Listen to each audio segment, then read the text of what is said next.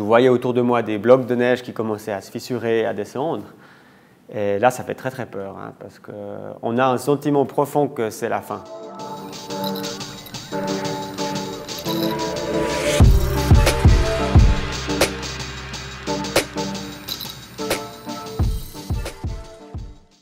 Ça fait déjà quelques années. C'était dans le cadre d'une formation et puis malheureusement cette formation ne s'est pas passée aussi bien que ce qu'on l'imaginait. Le but c'était de se former sur un domaine particulier, c'est les profils de neige. C'est pour étudier la composition du manteau neigeux et puis le but de tout ça c'est de mieux connaître le manteau neigeux pour après prévenir de futurs accidents. Vous imaginez plusieurs personnes qu'avec des pelles qui font une grande tranchée dans le manteau neigeux pour étudier chaque petite couche. Et tout d'un coup, on a entendu un pouf comme ça. Et puis là, on a tous compris que quelque chose se passait qui n'était pas prévu. Je voyais autour de moi des blocs de neige qui commençaient à se fissurer, à descendre. Et là, ça fait très très peur, hein, parce qu'on a un sentiment profond que c'est la fin, en fait. Et ça fait extrêmement peur. Ouais. Au moment où l'avalanche est partie, j'ai pissé de mon pantalon. Donc, mon pantalon était trempé à la fin de la journée. On est tourné dans tous les sens, on a beau essayer de se débattre pour rester à la surface, c'est ce que j'ai essayé de faire. Mais ouais, on ne peut pas faire grand-chose. Hein. C'est beaucoup de force, on sent beaucoup de force qui vient. Et puis lorsque l'avalanche s'arrête et qu'on est enseveli dessous, il n'y a aucun bruit, vraiment le silence complet. J'ai eu la chance d'être assez proche de la surface. Et puis j'ai eu une force que j'aurais jamais eue sinon, je pense. C'est l'adrénaline en fait. C'est le dernier espoir, quoi. J'ai pu me débattre pour sortir la tête. Et puis une fois que la tête est sortie, on peut respirer et après on peut gentiment se sortir. Et je suis très conscient que je pense que tous les gens qui ont été dans une avalanche, ils ont tous essayé de se débattre. Et puis il n'y a pas tout le monde qui réussit. Ça dépend beaucoup des profondeurs d'ensevelissement. Et puis sur ce coup-là, j'ai eu de la chance. Ouais. Et on a tous été emportés. Et puis dans les 8, il y en a 4 qui étaient ensevelis et 4 qui n'étaient pas ensevelis. J'ai pu me sortir et à côté de moi, j'ai vu un bras qui sortait. Voilà. Et puis j'ai tiré ce bras de toutes mes forces et puis j'ai pu sauver une autre personne. Et après, les secours se sont un petit peu organisés. Il y en a un qui a téléphoné à la réga. Entre le temps que la réga se mette en route, on a un peu essayé de comprendre où on était.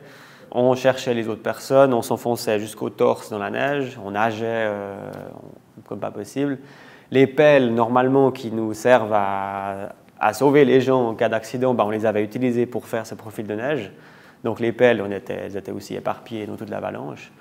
La dernière personne qu'on a sortie, elle est quand même restée 10 minutes sous la neige. Hein. Mais on a eu beaucoup de chance. Quand on prend un groupe complet qui passe dans une avalanche, statistiquement, il y a quand même normalement des personnes qui ne survivent pas à ça. Les 24 heures suivantes, j'ai eu quand même une grosse fatigue. Je pense que c'est quand même les émotions. Hein. Et puis après, ça a duré même, je dirais, peut-être plusieurs années, une certaine peur.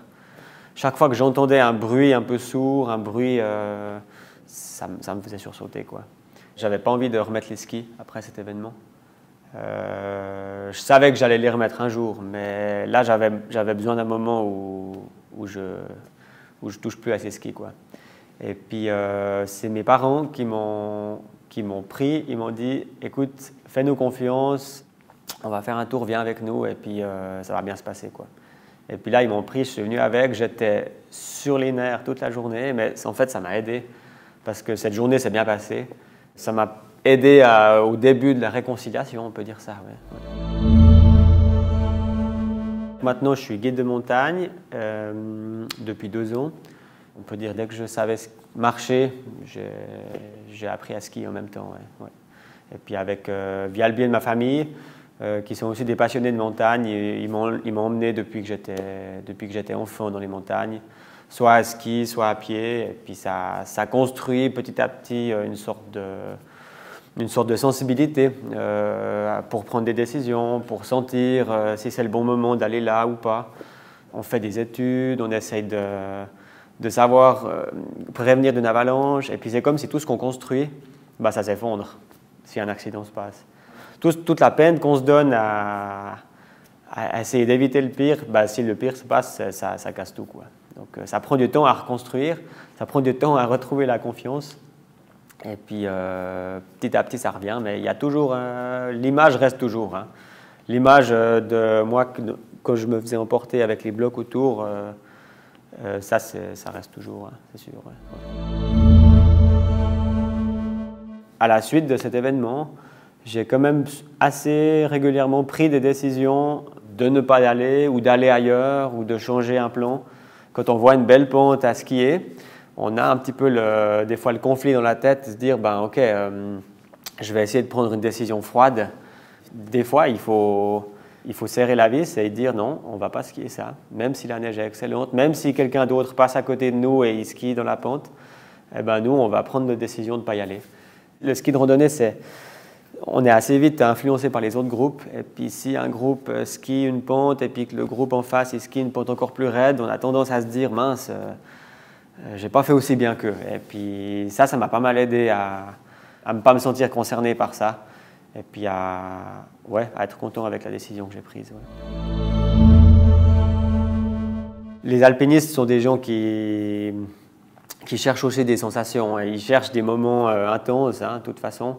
Et puis c'est vrai qu'il y a un peu cette balance entre on doit maintenir un risque acceptable, mais on veut quand même vivre des choses un petit peu spéciales, quoi. Le risque est assez banni, hein. On voit toujours plus le mot sécurité, hein. Il y a un responsable sécurité dans n'importe quel département, ils font des concepts de sécurité pour faire plein de choses. Et puis la montagne, ça reste encore un domaine où c'est à l'alpiniste lui-même d'évaluer son risque et de vivre avec ses conséquences, en fait. Et ça, c'est quelque chose qui peut être conflictuel avec une société où justement il y a toujours un responsable, il y a toujours quelqu'un qui doit approuver quelque chose avant que ce soit fait, où il faut toujours que ce soit écrit quelque part avant qu'on ait le droit de le faire. On dit souvent les montagnes, c'est la liberté. Et puis moi, c'est ce que je dis toujours, hein, la liberté, c'est aussi le contraire de la sécurité. Si on veut de la liberté, on doit accepter d'avoir moins de sécurité. Si on veut de la sécurité, on doit aussi accepter qu'on ait moins de liberté.